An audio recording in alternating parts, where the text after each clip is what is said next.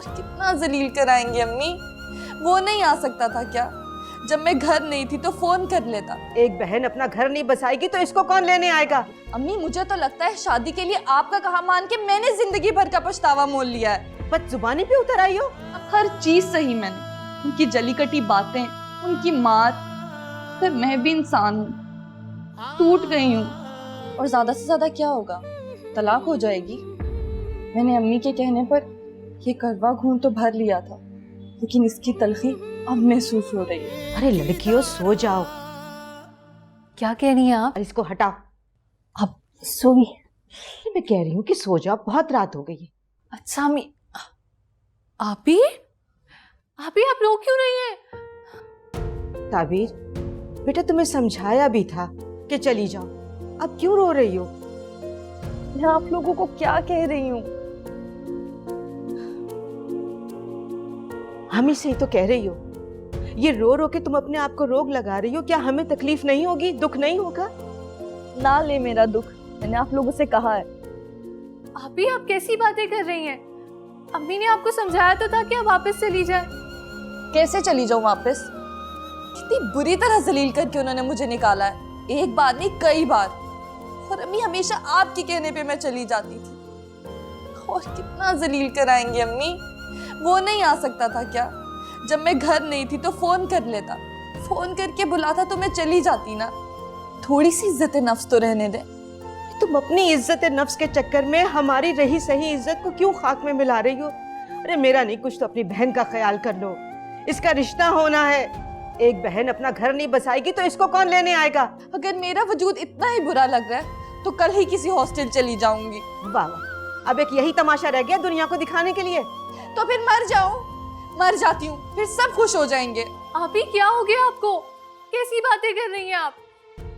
और आपने आज तक अम्मी से ऊंची आवाज में बात तक नहीं की, तो आज क्या हो गया है? आज मेरा कहना ना मानकर तुमने वो गलती की है कि तुम सारी जिंदगी पछताओगी। अम्मी मुझे तो लगता है शादी के लिए आपका कहा मान के मैंने जिंदगी भर का पछतावा मोल लिया है। कैसी गुस्ताख हो गई हो तुम, बदजुबानी पे उतर आई हो। अम्मी मैं कोई बदजुबानी नहीं कर रही, मैं तो सिर्फ ये कहना चाह रही हूँ आपका हुक्म मैंने दिल पर पत्थर रख के कबूल किया था, और वहाँ इतना कुछ मैंने बर्दाश्त आपके लिए किया था। मैं भी इंसान हूँ, आप ही की बेटी हूँ, आपको मेरे जज्बात की कोई फिक्र नहीं है। आप ही बस कर दे आप। नहीं नहीं, बोलने दो इसे। इसकी दिल की बात इसकी जुबान पर आने दो। मैं भी तो देखो ये अपनी माँ को क्या समझती है। अरे आज तक जो कुछ भी किया तुम्हारी भलाई के लिए ही किया है। मुझे क्या लालच था? आज मरी, कल दूसरा दिन है।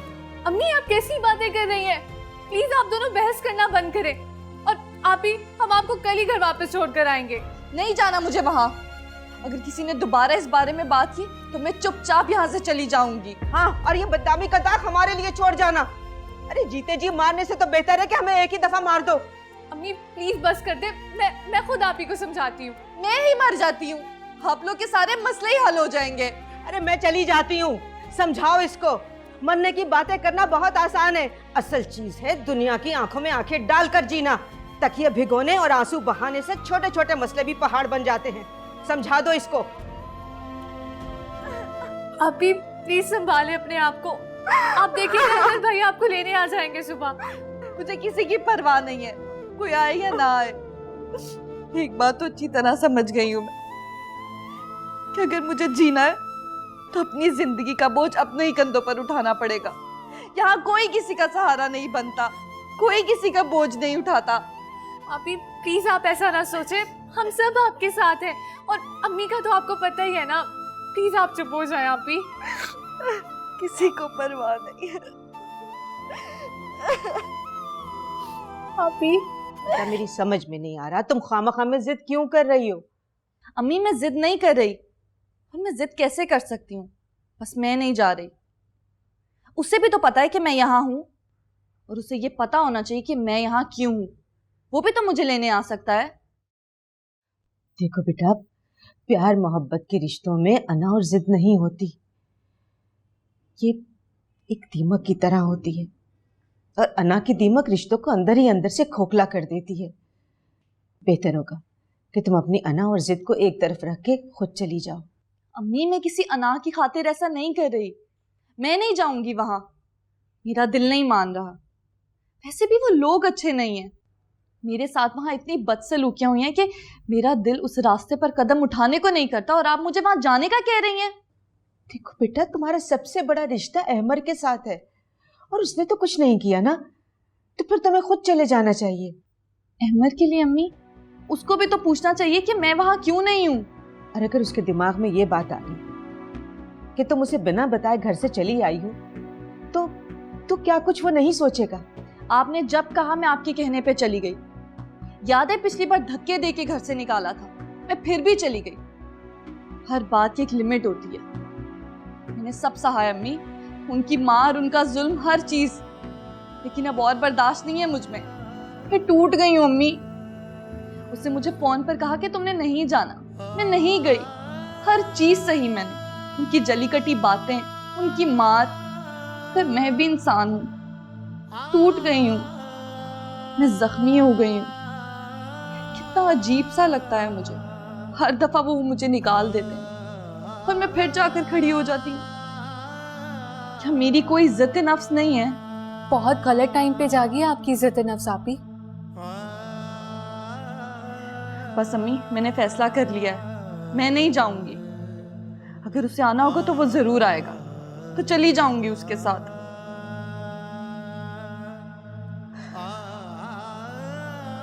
ठीक है, तुम्हारी जो मर्जी है करो, लेकिन एक बात मेरी याद रखना बेटा, तुम गलत कर रही हो।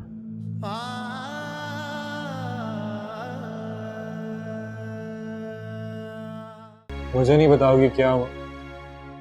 ये सब छोड़ो, ये बताओ इतनी सुबह सुबह कैसे उठ गए? तुम्हारी वजह से। मेरी वजह से? क्यों?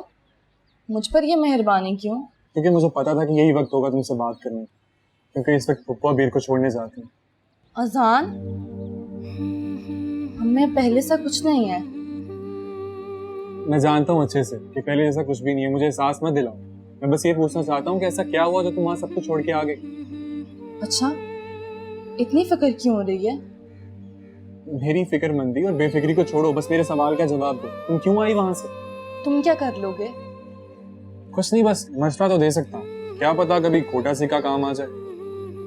खोटे सिक्के साहब, बात यह है कि जब शौहर घर में ना हो तो मसले मसाइल तो होते ही हैं। जरूरी नहीं कि हर ससुराल वाले कोऑपरेटिव हो। हाँ, लेकिन ऐसा भी क्या हुआ जो तुम अकेली चली आई? बस वो लोग अच्छे नहीं हैं। मैंने अम्मी के कहने पर ये करवा घूंट तो भर लिया था, लेकिन इसकी तलखी अब महसूस हो रही है। ऐसी भी क्या जल्दी थी? क्या वक्त नहीं गुजरा था? वैसे तो पप्पू मुझसे बड़ा प्यार करती हैं, लेकिन यहाँ वो मेरे दिल का हाल नहीं समझ सकती। इस चीज का गिला मुझे जिंदगी भर रहेगा उनसे। अगर तुम 2 बच्चों के बाप होते और तुम्हें उम्मीद की कोई किरण नजर ना आ रही होती तो तुम भी शायद यही कदम उठाते। इस तरह के हालात में इंसान इसी तरह के फैसले करता है। ठीक कह रही हो तुम, लेकिन मुझे दुख सिर्फ पप्पू के रवैये का। तुम जानती हो ना उनसे मैं कितना प्यार करता हूँ, लेकिन मुझे उन्होंने अपना समझा ही नहीं। अच्छी बात नहीं है, तुमसे बहुत प्यार करती हैं, लेकिन डरी हुई हैं, और डरा हुआ इंसान गलती कर बैठता है। मैंने उन्हें समझाया था कि आप सही नहीं कर रही हैं, आप उनके पैसे की चकाचौंध में मुझे महफूज ख्याल कर रही हैं, लेकिन शायद ऐसा ना हो अगर वो ना माने। खैर, अब इन बातों को दोहराने का कोई फायदा नहीं है। मैं तुम्हारा कजन हूँ, मैं यही हूँ, और वैसे भी इस घर में और उस घर में सिर्फ एक ही तो लड़का है, वो मैं हूँ। अच्छा लड़के साहब, सब ठीक हो जाएगा। और ज्यादा से ज्यादा क्या होगा? तलाक हो जाएगी। आए दिन तलाकें होती रहती हैं, ये कोई बड़ी बात नहीं। तुम क्या बात कर रही हो? अल्लाह ना करे कभी कुछ ऐसा हो। पप्पू इतना बड़ा सदमा बर्दाश्त नहीं कर पाएंगी। हाँ, अच्छा ये बताओ, नाश्ता करके आए हो या सिर्फ चाय ही पियोगे? नाश्ता नहीं, मुझे नाश्ता नहीं करना, चाय पिला दो। ये क्या बात हुई? अच्छा चलो, मैं तुम्हारे लिए कुछ लाती हूँ।